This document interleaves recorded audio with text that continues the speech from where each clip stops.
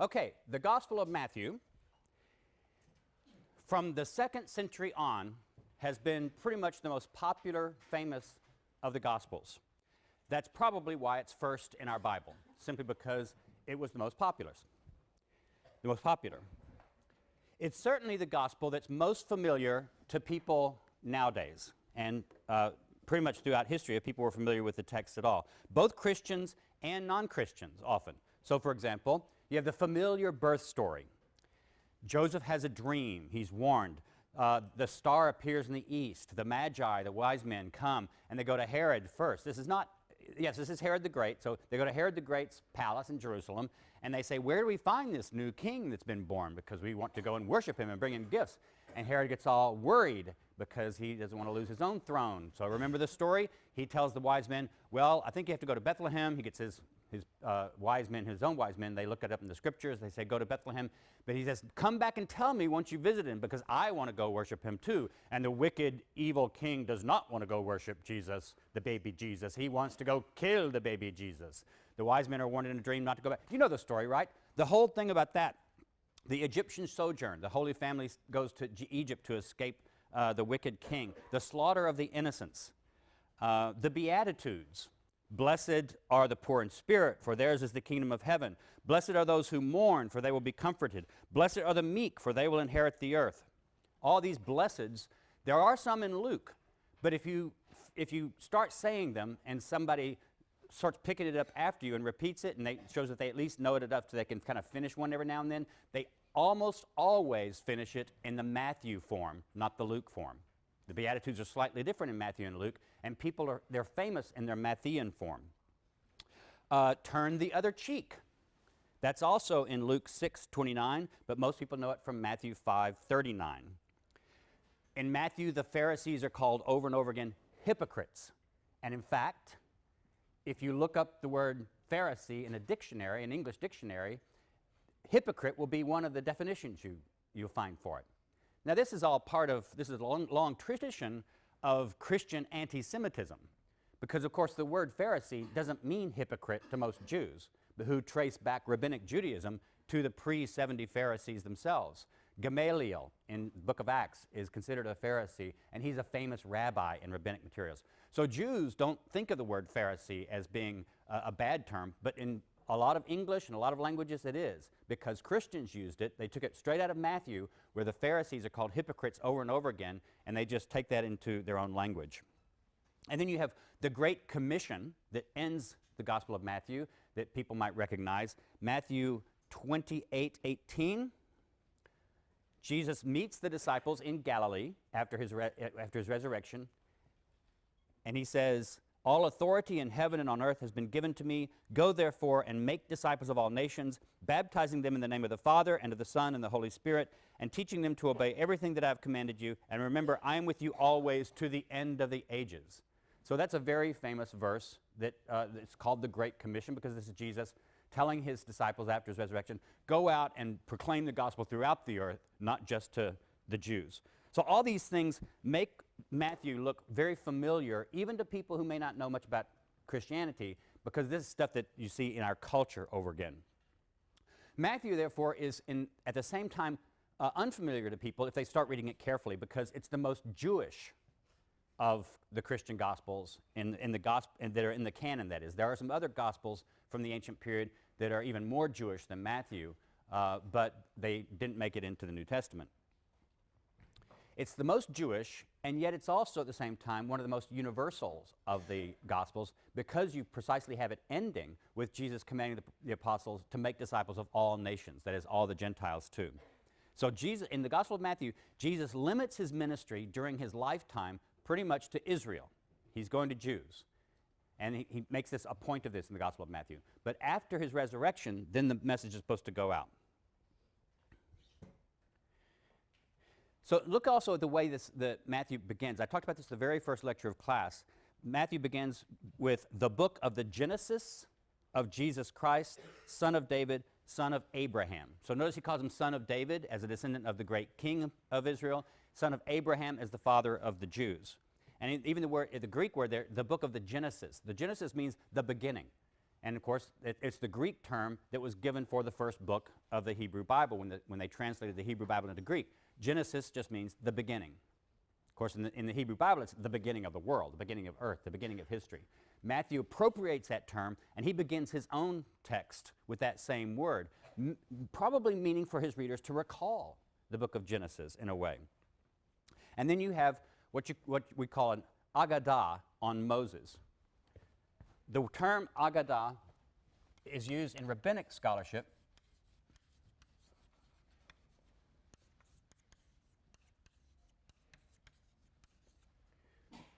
Rabbinic work often divides up a lot of rabbinic materials into halakha and agadah. Halakha refers to the teachings that are about how you should live. Agadah, though, are stories that are about the patriarchs or great figures, and they're meant to make a moral lesson or something like that, but they don't give straightforward teachings, they tell stories. And that's how Matthew starts out. All that stuff about the evil king wanting to kill the baby Jesus because he's afraid that it'll be a threat to him. Think of who does that remind you of? Who does that sound like? The child that comes out of Egypt, who does that sound like? These are all meant to remind you of Moses. And so Moses, Jesus is portrayed over and over again like Moses or like Joseph also from the Hebrew Bible. And then again you have the fulfillment of Scripture motif. Now, notice that in spite of the fact, though, that Matthew has, throughout Christianity, been interpreted as actually a rejection of the law, the Jewish law, or it presents Jesus as a new Moses, but Christians have often taken that to say that Jesus is not only the new Moses who fulfills Moses, he displaces the old Moses. So Matthew may have been put first in the canon because it was read by Christians as being sort of almost like the new law, the new Torah. And so you have Jesus talking about the law, the Jewish law, Torah, and also giving new commandments. Christians have taken that to mean the displacement of the Jewish Torah with now a new Christian Torah. And that actually then puts Matthew in a very odd position. It's of the different Gospels in our canon, it's the most Jewish looking and sounding, and I'll emphasize that later in the lecture today. But Matthew has also been the source of some of the worst Christian anti-Semitism, precisely by portraying Jesus as rejecting the law of Moses in much of Christian interpretation and substituting his own law. That's Christian anti-Semitism. Notice it's from, as I said, it's from Matthew that you get the idea that Pharisees are all hypocrites. And then that gets transferred to being that all Jews are hypocrites. You get the idea in Christianity traditionally that Jesus rejected the law because that's legalism. The Jews are all legalistic, and we Christians are all full of grace and truth.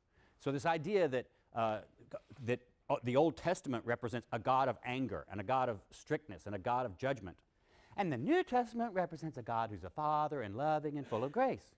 So this dualism that's so much part of European history, even common sense, even people who are not religious will often come up with this caricature that the Old Testament God is the God of anger and judgment, the New Testament God is the God of grace and forgiveness.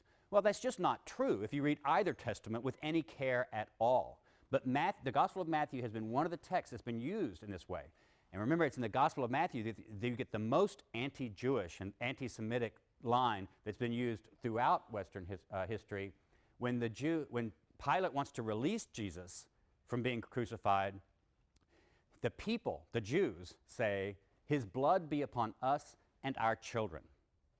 That became the Christian charge of deicide. The Jews were then accused of killing God, and especially in medieval Europe. So that Matthew is in this very peculiar place when it comes to the history of the interpretation of the New Testament.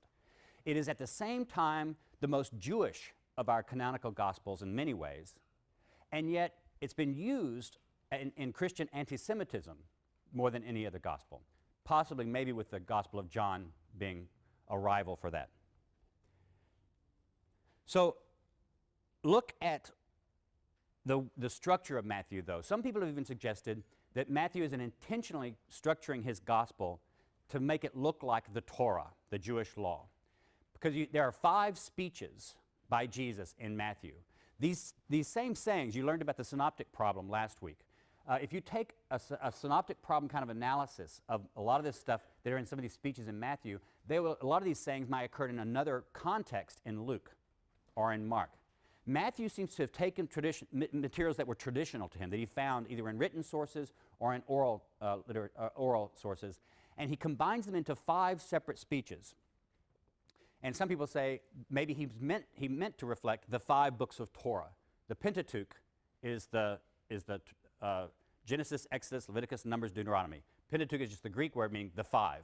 So the first 5 books of Jewish scripture are called the Pentateuch, and maybe Matthew was imitating that in making 5 separate speeches for Matthew, for Jesus in his gospel. First, chapters 5 through 7, you have Jesus giving the famous Sermon on the Mount. Then chapter 10, you have him giving a speech to his disciples about the mission to Israel. So all of chapter 10 is, here's how you're supposed to do your mission when you go out to preach to Israel. You'll be persecuted, this will happen, do this, do that. Chapter 13 in Matthew is all parables. The parables that you'd find in different places in Mark or Luke, Matthew kind of groups them into one chapter and has Jesus kind of give it as one sort of speech. He likes neatness like this. If you look at chapter 18, it's another speech by Jesus, again to his disciples, and this one is mainly about church rules. Jesus talks about when your neighbor does something that you don't like, you go to their neighbor first, try to settle it peaceably. If your neighbor won't receive you or won't settle, take it to the church and let the church handle it, that sort of thing. So Jesus is giving instructions about how the church should behave itself and what the church would be like. And then in chapters 23 through 25, you get a very long speech by Jesus, which includes a big synoptic sermon. Remember last time I talked about Mark 13 and about Jesus' prophecies of all this happening when the end of time would come and the Messiah would swoop down in the clouds.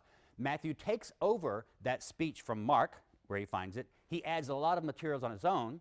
He also brings it up to date, because remember I talked about last time, Mark didn't explicitly tell us about the destruction of Jerusalem in his gospel. You'll find that when we get to Matthew and Luke, they put more stuff in there that shows they were writing after the time of Mark and using Mark as a source. So that's all in that chapter. But then there's all these long woes to the scribes and Pharisees. Woe to the blah, blah, blah. Woe to you do this. There's a whole section of that speech. So 5 different speeches that some scholars have even suggested may be designed to imitate the 5 books of the Pentateuch. But as I said, the ending of Matthew is universalizing. It takes this Israelite vision that you've seen all the way through the book and then universalizes it to the whole world. So it's a universalism to all that's firmly anchored in Judaism and the Torah. But what does the Torah, the law, mean in Matthew? Look at 5:17. I hope you did bring your Bibles. Remember, we're all bringing our Bibles to class all the time because you have to check me out. Most Christians are taught, and most people just under the influence of Christianity have the idea that what Christianity is the supersession of Judaism. The thing that makes Jews and Christians alike, they both worship the same God. One of the things that makes them different is not only the worship by Christians of Jesus, but also the neglect by Christians of the Jewish law. So Christians can eat shellfish, bacon, pork, don't have to keep the Sabbath. Is that the view of the law we find in Matthew? 5:17. Do not think that I have come to abolish the law or the prophets. I have come not to abolish, but to fulfill.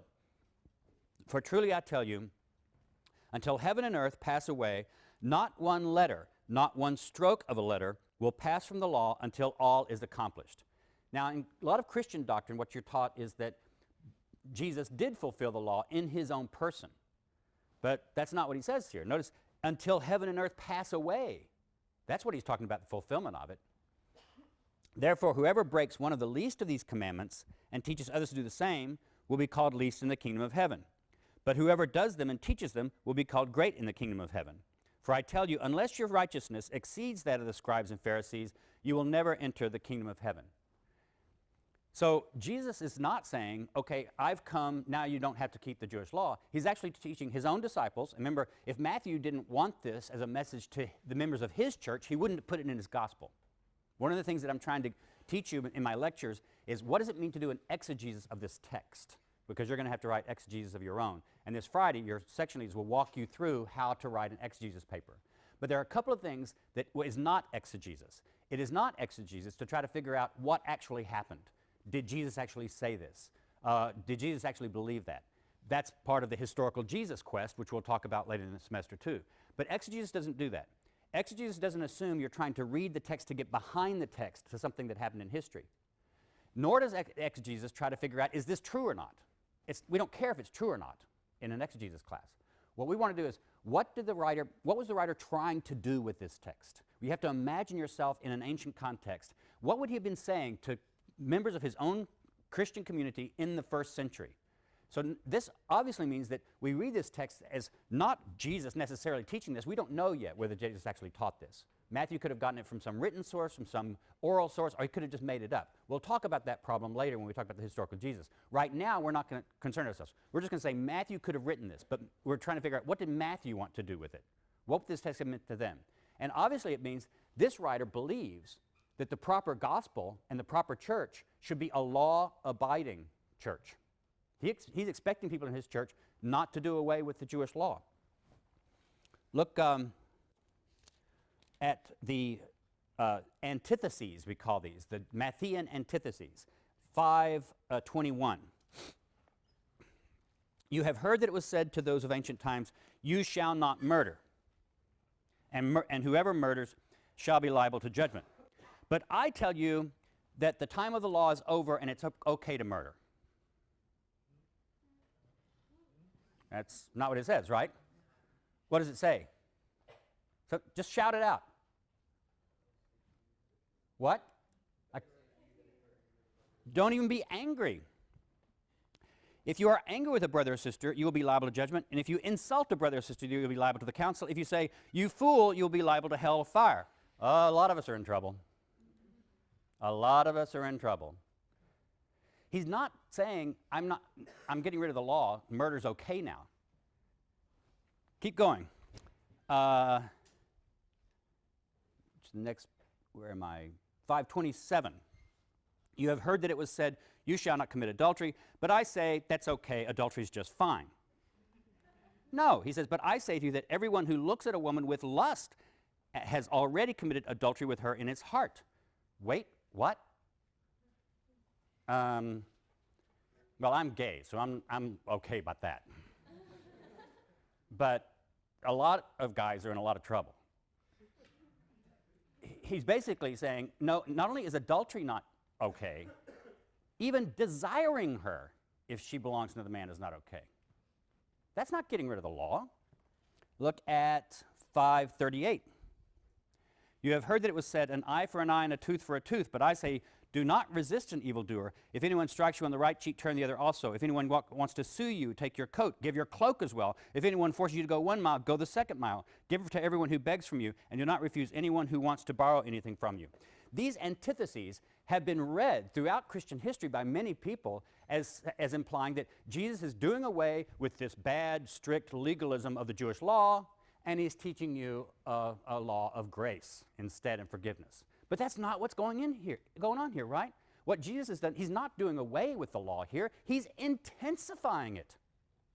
If it's hard not to commit adultery, and believe me, for a lot of people it is hard not to commit adultery, it's even harder not to lust. If it's hard not to murder someone, and if you knew some of the people I have to work with around here, you'd know that it is hard not to murder someone.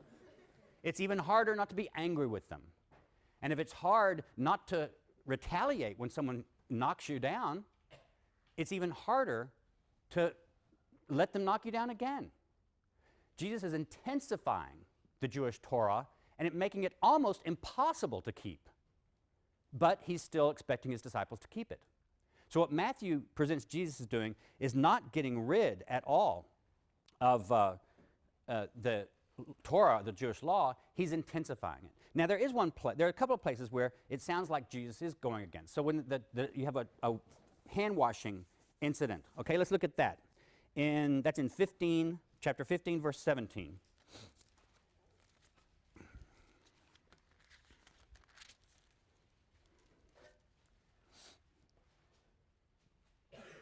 Well, I think I have to start reading a bit. Yeah, I'll start reading a little bit earlier.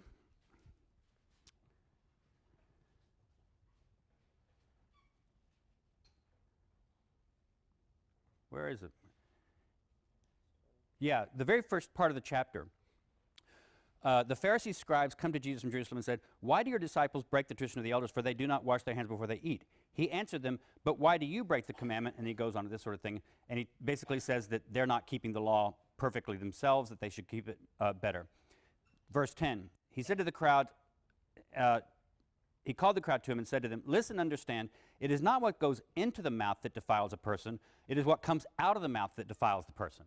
Now, in Mark's version of this story, right around here, Mark adds a little sentence. Remember when I talked about Mark, he gives you little clues that you're really supposed to pay attention. And here Mark gives a little parenthetical comment. He says, by saying this, Jesus declared all foods clean. In other words, Mark does a good little Gentile Christianity move. He takes this saying of Jesus and he says, Jesus was declaring all foods clean, so we don't have to keep kosher. Matthew doesn't do that. He saw that sentence in Mark. But you read this whole chapter, that sentence, which Matthew knew was in Mark, is not in Matthew. Matthew took that out. Why? Because he didn't want Jesus to declare all foods clean. Because in his gospel, Jesus teaches that Christians have to continue keeping the law. So Matthew has Jesus disagree with the scribes and Pharisees, but what he says here is that it's much more important. But sure, keeping kosher may be important, but it's much more important what's going on in your heart and your mind. It's much more important what you say. So Jesus spiritualizes in a way, or he intensifies the law. And he's saying, yeah, it's important to wash your hands perhaps, but that's not a big deal. It's important to pay attention to kosher, but that's not a big deal. He makes it a moral lesson. That's not anti-Jewish. That's not at all. You have all kinds of Hebrew prophets in the Old Testament doing that kind of stuff all over the place, saying things like, God doesn't want just your sacrifice, he wants your heart. This is the way Jesus is presented in Matthew, is just like a Jewish prophet, an Israelite prophet, who's intensifying the law, who's giving it a moral teaching, but he never teaches anything about giving it up. Then also,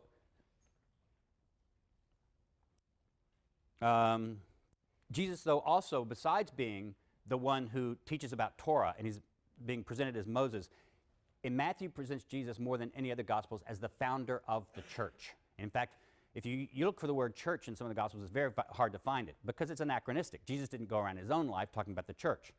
The church developed after his death.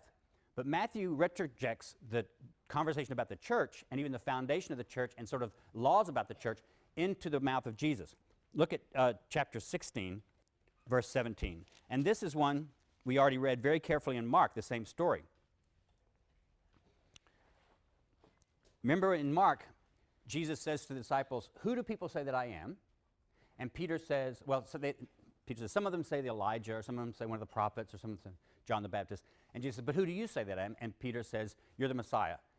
And Jesus tells him, "Be quiet." And then Jesus rebukes him when Peter tells him that he's not supposed to be crucified. Matthew takes that story again from Mark, but notice how Matthew changes it. Verse 13, when Jesus came from the district of Caesarea Philippi, he asked his disciples, "Who do you say that I am?" You get the story again. And but when Simon Peter says, "You're the Messiah, the Son of the living God," look what Jesus says in verse 17. Now in Matthew's version. Remember in Mark's version, Jesus said, "Okay, don't tell anybody." Jesus said to him, "Blessed are you, Simon, son of Jonah, for flesh and blood has not revealed this to you, but my Father in heaven. And I tell you, you are Peter, and on this rock I will build my church, and the gates of Hades will not prevail against it. I will give you the keys of the kingdom of heaven, and whatever you bind on earth will be bound in heaven, and whatever you loose on earth will be loosed in heaven." Then he sternly ordered the disciples not to tell anyone that he was the Messiah. So between the command to silence, which came right after the confession in Mark, Matthew puts all this foundation of the church stuff. Now this is a very famous text that has caused all kind of disagreement between Roman Catholics and Protestants. Roman Catholics take this text as teaching that Jesus particularly selected Peter as the first pope. And that when he says, "I'm giving you the keys of the kingdom," it means the pope or the bishop of Rome is the one who has the right to bind or loose, like that Jesus is talking about here. Protestants rejected that interpretation, and they said, well, no, he's talking to Peter in one sense, but he's really talking to all the apostles. And in fact, the issue of binding and loosing is given to the apostles, not just to Peter. So there's a debate between Protestants and Roman Catholics traditionally over this passage. I think the debate kind of misses the point, because I think Matthew's point is basically just to have Jesus be the one who founds the church and puts it into the hands of his disciples. But that's definitely one thing that Jesus does. And then in chapter 18, as I've already pointed out, you have a whole chapter where Jesus gives rules to the disciples for how the church should be run, how it should be organized. But the church is also this mixed group. Over and over again in Matthew, you'll see a phrase that's only in Matthew, where Jesus talks about little ones. And he also talks about people of little faith. But when Matthew also has a parable about a man goes out and he strews a field with seed, and during the night his enemy comes and sows brambles and weeds seeds in. And when it all comes up, the wheat comes up, but it's all mixed in with brambles and thorns and weeds.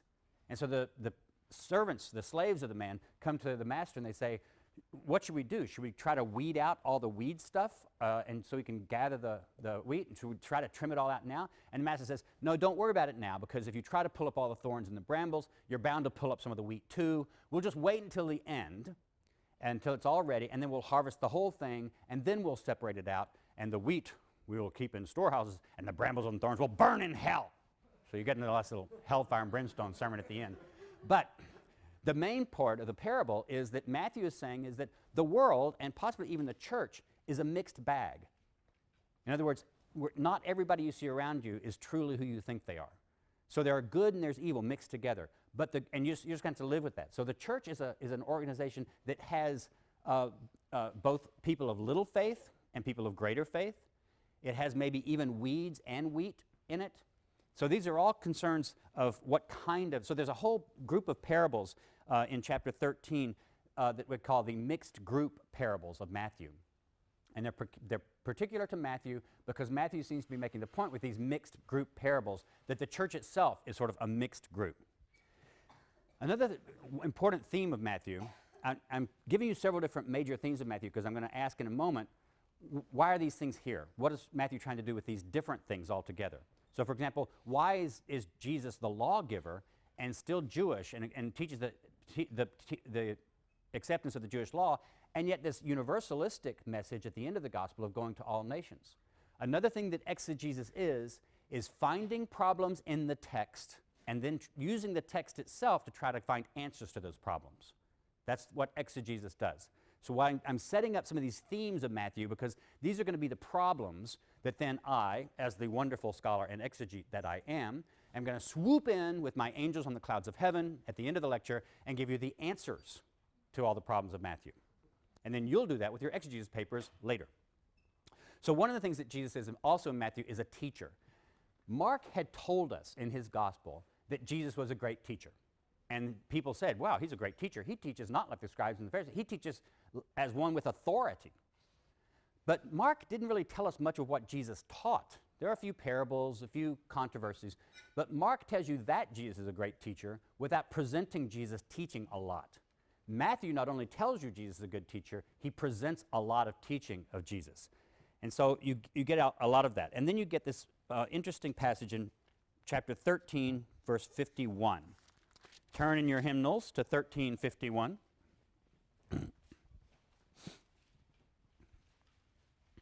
Have you understood all this? And this is toward the end of this big, long parable chapter. Remember, I told you that chapter 13 in Matthew is where Matthew puts a ton of parables. So toward the end of this parable chapter, Jesus asked them, have you understood all this? They answered yes. And he said to them, therefore, every scribe who has been trained for the kingdom of heaven is like the master of a household who brings out of his treasure what is new and what is old. When Jesus had finished these parables, he left that place. This is a parable that Matthew is putting in there, I think, to give a hint to his readers. This is what Jesus was. Jesus was a good scribe.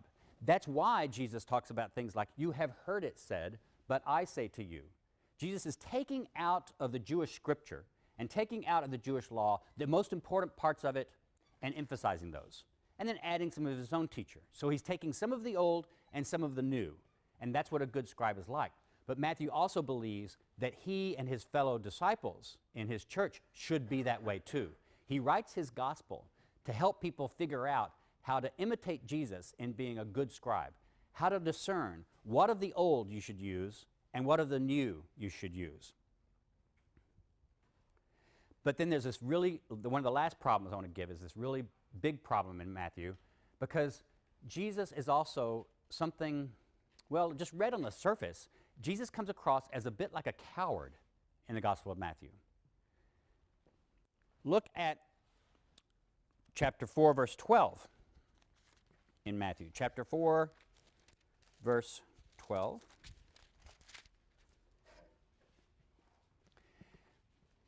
First, in the first part of this chapter 4, you get Jesus going around preaching the gospel, doing some miracles and that sort of thing. He becomes very famous so that people hear about him. But then you get to 12. Now, when Jesus heard that John had been arrested, he got on his white charger and he rode to the prison and he sprang his friend John the Baptist out of prison. Indiana Jesus. No, that's not what it says, right? He withdrew to Galilee. And the word withdraw here is the Greek word for retreat. He retreated to Galilee because he heard that John had gotten arrested. He left Nazareth, made his home in Capernaum by the sea, in the territory of Zebulun and Naphtali, so that what had been spoken through the prophet Isaiah might be fulfilled. And then he quotes that.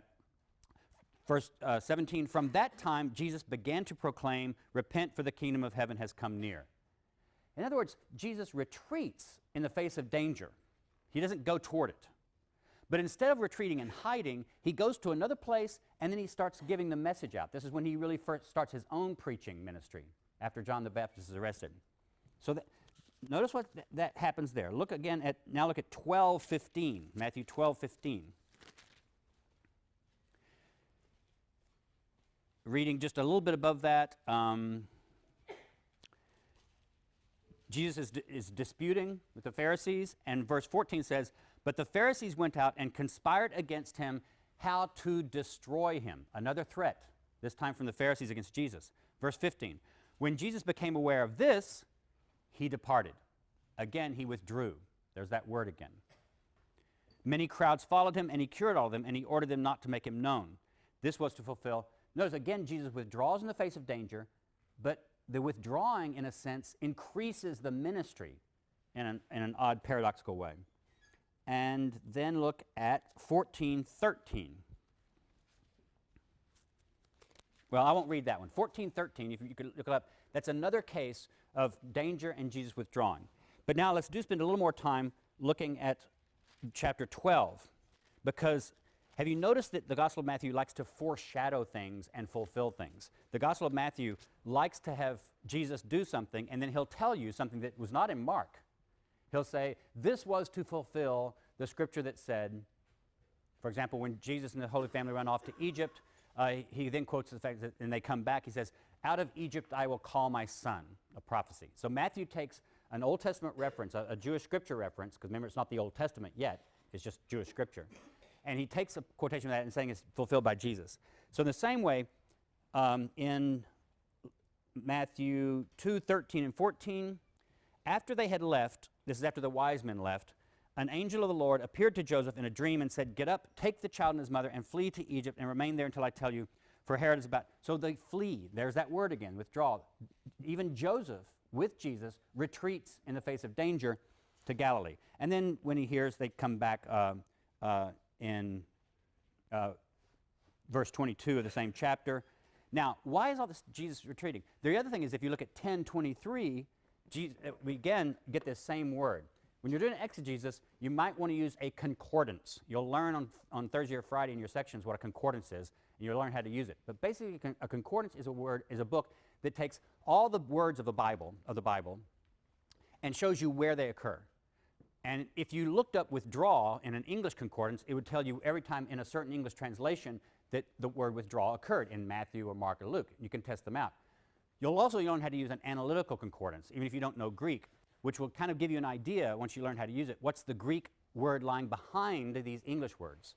And if you did that, you could find out that these different English words that I've been reading from translate the same Greek word, withdraw, anakoreo, anakoresis. And so this word is here too. And in 10:23, you have Jesus in his instructions to the disciples telling them that they also should retreat in the face of danger. So what is all this going on? How do we take these different issues? Jesus as almost a new Moses. Jesus as teaching that the disciples should keep the Torah, the law.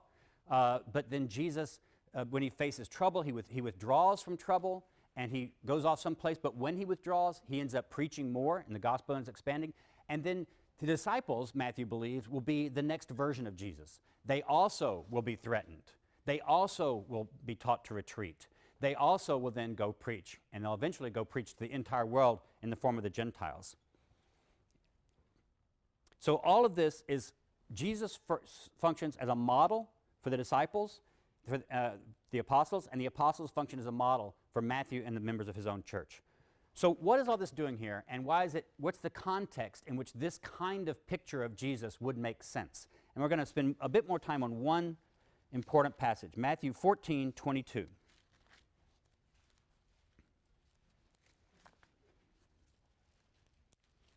This is the famous story called the stilling of the storm. Now, you will have, if you remember this, you could look at Mark 6:45, and it has the same story. And if you took your parallel columns, one from Mark and one from Matthew, and you did your little colored pencil exercise that you did last week for your section, it's very interesting to see what does Matthew add to Mark's story. And if you figure out what Matthew added to Mark's story, you can really get an idea about what was Matthew's own editorial interests. Why did he take something out of Mark, tell it differently, add new stuff to it? That gives you a great clue for what Matthew wanted to say. Because remember, each of these writers is not just telling you stuff that happened because it happened. They each are writing a book intending to put across a theological message.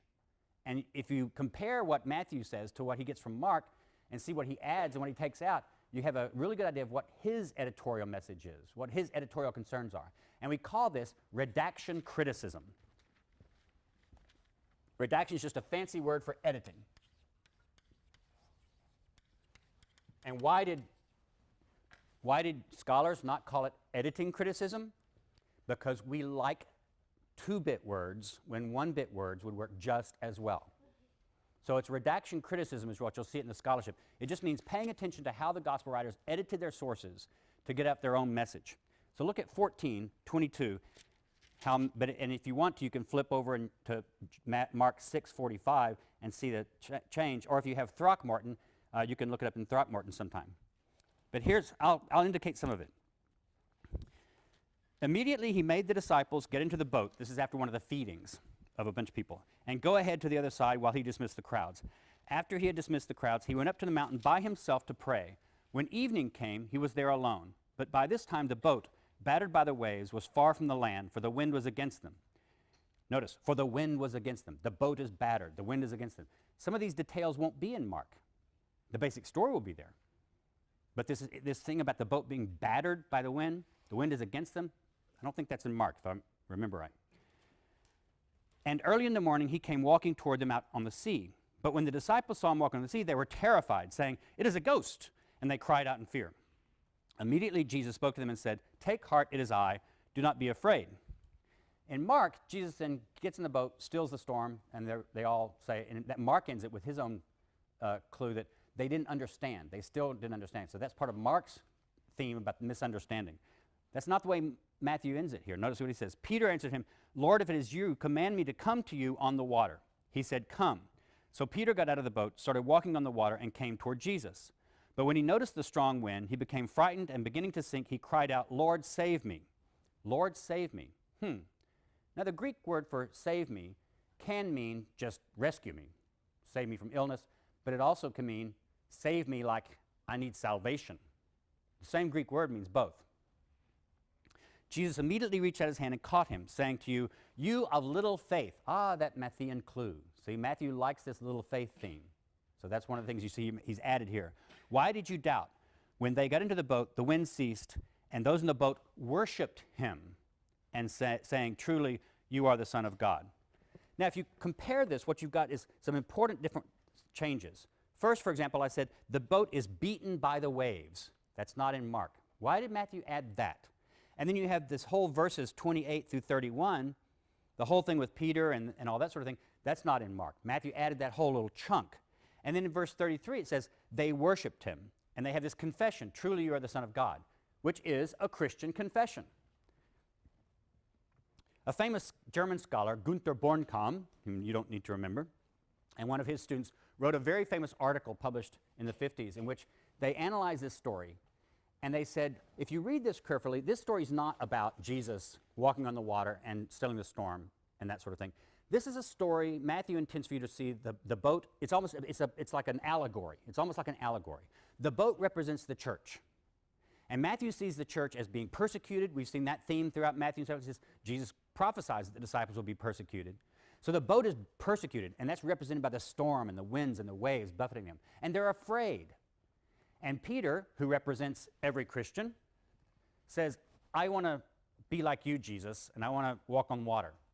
I want to overcome all these problems. He gets out of the boat, but he doesn't have enough faith. He has a little faith, and his doubt causes him to start sinking. When he does that, what should he do? He should cry out to Jesus, and Jesus will save him. And then Jesus gets in the boat, calms the storm, and they worship him and confess him. So Bornkamm used this redaction criticism. He was one of the first pioneers of using this method and calling it by this term, to say, compare Matthew with what he gets from Mark. And what you do is you see that what was just a miracle story, just basic story about the power of Jesus, has now become a moral story about the church. And it's now become something that Matthew is writing to encourage his own church. They are small, lonely, people of little faith. They're a mixed group, remember? So some people in the church seem to have a lot more faith than other people in the church. Some people in the church may not even be true disciples after all. They're not yet perfect. One of the ways that Matthew has a saying that is different from Luke. They seem to both get it from Q. Luke's version says, you should be merciful as your Father in heaven is merciful. Does anybody happen to know what that comes out in Matthew? It's in the Sermon on the Mount. You should be perfect as your Father in heaven is perfect. Matthew has perfect and Luke has merciful. Again, we see little bitty clues of how they write this. But that's Matthew telling his church, I know you're not perfect now, but Jesus calls you to perfection. They need more faith, and according to Matthew's story, they do it by focusing on Jesus and worshiping him as the Son of God, as they should. What I've done is walk through several different passages in Matthew. An exegesis wouldn't ask you to do all of those things together. You could write an exegesis paper on just one section of any of those things that I talked about. But notice what I've had to do. I've had to compare Matthew with Mark and Luke. I've tried to figure out why did Matthew include what he included? And why did he leave out stuff? Why did he change things from Mark? I've also said he probably used Q, this hypothetical document, because we find that by comparing Luke and Matthew. And I might guess at whether Matthew has the more original version of Q or whether Luke does. And I might try to imagine what was in Q and how Matthew may have changed that and edited that. That's all, of course, pure speculation because we don't have Q as a physical document to actually compare it with, like we've got Mark as a physical document. But scholars still do that. But the purpose is to all the way through to figure out, what did this author want to do? It's not concerned with whether he's telling us the correct history. We'll leave that for another day. And it's not to say whether it's true or not. And notice this, it's also not to come up with sappy Sunday school kinds of readings. This is the hardest thing for people to learn. And notice, it doesn't matter whether people have grown up in churches or not. Modern people have just come to think that when you read this book, you're supposed to get Sunday school type sappy answers out of it. What is the meaning of this story? Well, Jesus is teaching us to love one another. Well, okay, yeah, maybe so. But dig deeper. Try to imagine a historical context in which a human author is writing the story this way in order to do something socially in his own early community. We imagine an early Christian community, and we imagine what problems they had by reading the text. And then we see the text as being written consciously by an author to address those problems. And with Matthew, what you get is this. Matthew teaches that a Torah-observant form of discipleship to Jesus. Now, this will be very important because one of the themes of this whole course is the diversity of different early Christianities. It's anachronistic in the first century to even talk about Christianity as one thing, because as we'll show, there were different views of Jesus. There were different views of the Jewish law. And what you'll see very quickly in this course is Matthew has a very different view of what Christians should do with the Jewish law than does Paul, or Luke, or Mark, or John, or several of the other writers. So one of the things that makes Matthew present a peculiar kind of Christianity when judged by the standards of Paul's kind of Christianity is that Matthew teaches Jesus as teaching a Christianity that observes Jewish Torah. Even if Gentiles come in, which Gentiles do come in, Gentiles must be expected to keep the law also. So whereas Paul spent his whole career trying to get Gentiles to understand, no, you don't, you're not supposed to keep the Jewish law if you're a Gentile. Jesus absolves you from keeping the Jewish law. Matthew's not that way. He sees Gentiles coming into the church, but still being Torah observant. So he has a Torah observant form of Christianity with Jesus as the recognized Messiah. Gentiles are included in Israel. They're not included as a separate church. Gentiles are brought into Israel, it looks like for Matthew. And Matthew presents a church that is in conflict with other forms of Judaism. I think Matthew was written after the year 70, certainly after the destruction of the temple in Jerusalem. That seems pretty clear. Most of us scholars date it to somewhere in the 80s, maybe not earlier than the year 80, maybe not later than the year 90. We're guessing on this, but it has to be after 70. But he's in conflict with there are still Pharisees around. There are still scribes. There are other people who are offering a slightly different version of what it means to be Jewish. And that's the last thing that I'll say about this, is that Matthew is not presenting a new religion. He thinks what we would call Christianity is simply the right way to be a Jew. So what Matthew is presenting is a different sect within Judaism from the form of Judaism that's represented by the Pharisees or the Sadducees, perhaps. A lot of people think that the Sadducees may have become extinct after the destruction of the temple in Jerusalem because the Sadducees their power base was the temple. But if the Sadducees are still around, Matthew's presenting a different form of Judaism than they followed. He's presenting a different form of Judaism represented by the Jewish writer Josephus or Philo, but he is presenting a form of Judaism. In fact, scholars nowadays say Matthew does not represent a new religion with his gospel. He actually represents a different Jewish sect. Any questions? Yes, sir. Does Matthew believe Gentiles should be circumcised? Does Matthew believe that Gentiles should be circumcised? I think so, because I can't imagine him teaching a completely law-observant, when he says not one dot or tittle or jot of the law will pass away until heaven and earth passes away. Well, any Jew at the time pretty much would have thought that circumcision was a very important part of Jewish law, not just a dot or a tittle. So I think so. You'll find lots of scholars who disagree with me, but of course they're all wrong. Any other questions? Okay, see you on Wednesday.